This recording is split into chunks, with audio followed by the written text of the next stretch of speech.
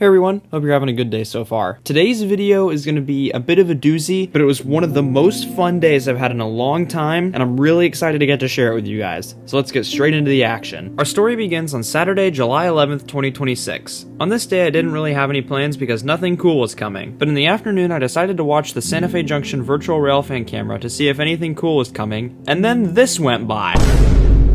It was a light power move that honestly was more of a heavy power move, taking 25 SD70MACs, 10 of which were executives, down to Claiborne, Texas to be shipped over to Midlothian for scrap. There have been a few of these SD70MAC scrap moves through here this year, but I failed to catch every single one of them. So I decided that I was determined to catch this one and nothing was gonna stop me. The SD70MAC is my favorite diesel locomotive of all time, so I couldn't pass up the opportunity to get to see 25 of them on their last run. Not to mention that this train was also a reroute, as it was supposed to take the joint line in Colorado, but for some reason it came here, so that just added to how rare this train was. Once word came at 4:30 p.m. that the train had left Argentine Yard heading west, I began talking to my dad to discuss where we were going to go to see this train. Since there were 28 locomotives total in this power move, I figured that the best way to get a good shot of it would be to get an open shot out by Cassoday, Kansas, and my dad said he was fine with that. Plus, I've been looking to go out to Cassoday all summer to try to pace some trains out there since there's about 20 miles of good pacing, so I figured while I waited for the max I could do some pacing. And so at about 6:30 we left the house and started heading to Cassoday. At some random spot between El Dorado and Cassoday, we looked out the window and noticed a westbound train across a field. This westbound train had a double trail fail, as the second unit on the head end was an H2 GEVO and the rear DPU was an H1-9. Thanks to Dad for filming this train as I was driving.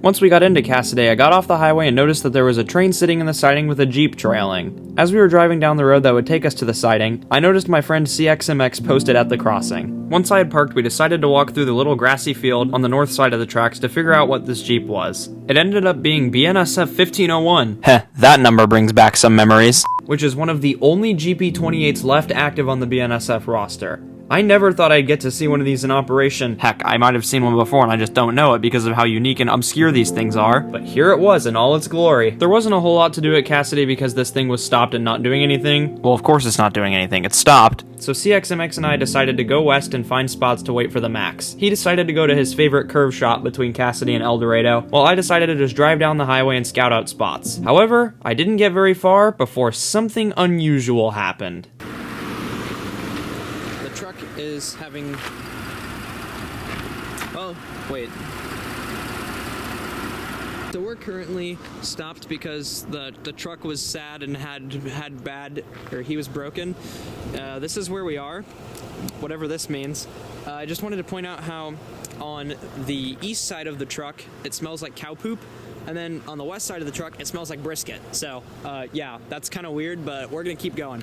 So what happened was, as we were leaving Cassoday, the truck started violently shaking for no reason. We figured it was just the road or the rocks in the tires because we couldn't figure out what was happening. Anyways, after sorting out that issue, we continued west and ended up getting jump scared by an eastbound manifest at CXMX's curve spot.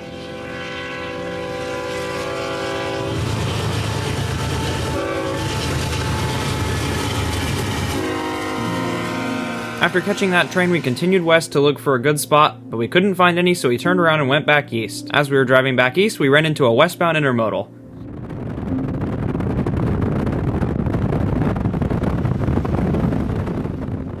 We were thinking that because we had just seen a westbound intermodal, we wouldn't see another westbound for a while. But wouldn't you know it, 5 minutes behind this train, this came by.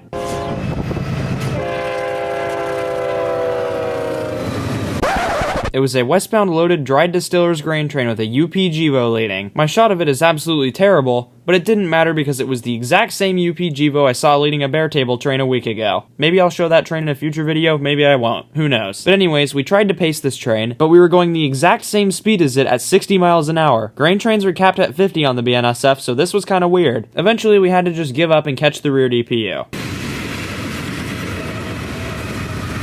Once the whole grain train debacle was over, I decided to hang out with CXMX at his curve spot for a bit before I eventually came to the consensus that I would pace the next westbound. After about 10 minutes, one showed up. And it was this. The daily Galesburg to Barstow with a pair of SD70 Aces for power. I think this is the first time I've ever seen it with less than 3 units. The trailing Ace was also one of the high headlight Thundercabs, so that was a rare treat to make this train even better. After grabbing some pictures of it coming around the corner, we began pacing. But things hit the fan almost instantly.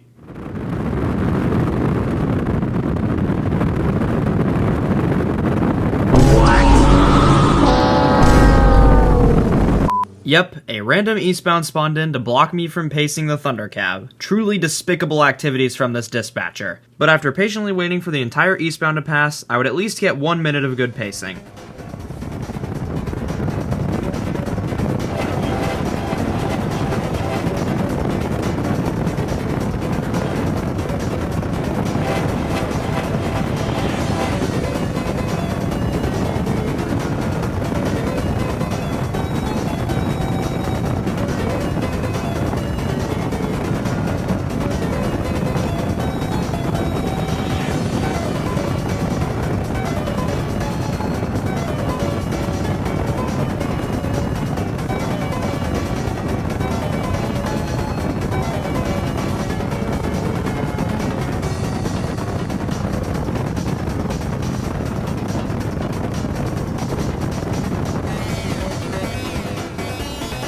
Once we reached the end of pacing, we let this train pass before we heard an eastbound coming, so we whipped the truck around and got in position for an H2 Gevo leader with the sequencer engineer on board.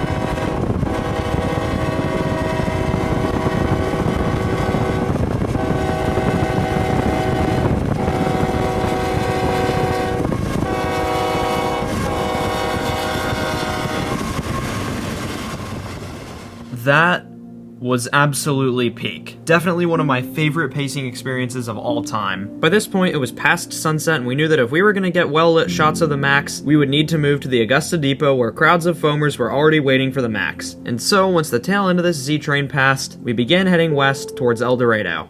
And as we're driving between the Transcon Bridge and Highway 54, my friend Kansas Railfan calls me. And he says, an NS leader with a fake bonnet just went through Augusta. So I find the first place to pull off and I turn around and head back north. And as we're heading back north, CXMX calls me. And he goes, a GP60M just passed me. I was already excited because of the NS leader with the fake bonnet, but now I was extra excited because there's a GP60M coming. These things are so unbelievably rare, and they're pretty darn cool too. Seeing one in Kansas though is not very easy to do. Most of them live in California, so they have to go to Barstow to get fixed if they need to, not Kansas City. The reason this one was coming is because it was on the Kansas City to Belen train. It's one of the only GP60Ms, if not the only GP60M, in the New Mexico local power pool, so it was just going back home. Once I had picked a crossing to shoot the two cool trains at, a short wait would commence before I started hearing the KCK bell off in the distance.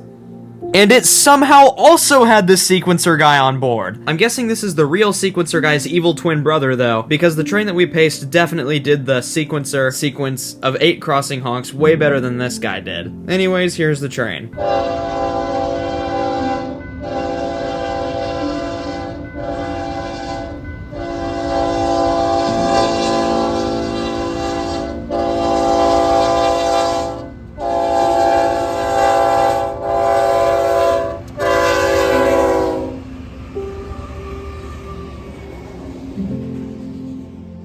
Once the kick bell had cleared, I noticed the headlights of the NS leader approaching in the distance. This train, ironically, was the Belen to Kansas City, so seeing the two counterparts meet and both of them having interesting power was pretty neat.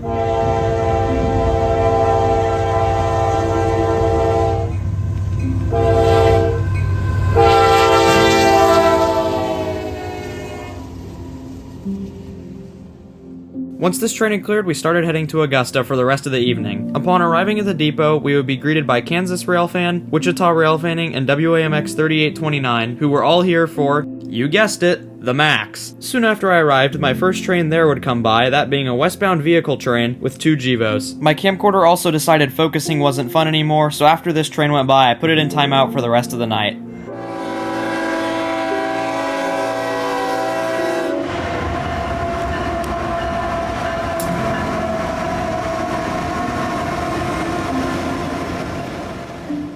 Following right behind the vehicle train was the ZCHI ALT.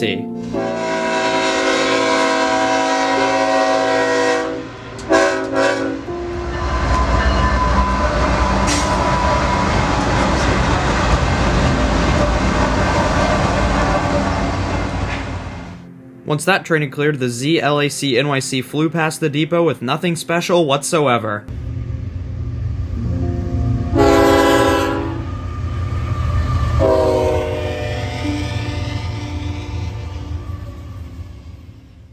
And then finally, at 11:30 at night, after 4 hours of waiting, at least 3 hours later than I thought it was going to pass, the BNSF DOC CLE finally came by the Augusta depot with its 25 SD70MACs, 1 GEVO leading, and 2 aces on the rear, one being a Thunder Cab. I gotta say, getting to see a funeral train in person for the first time, let me tell ya, it was something else. Getting to see all of those examples of my favorite diesel of all time taking their final ride to the scrapper's torch. This truly was a once-in-a-lifetime catch. And so, without further ado, I present to you the final time these SD70MACs will ever take to the main line. Enjoy the clip.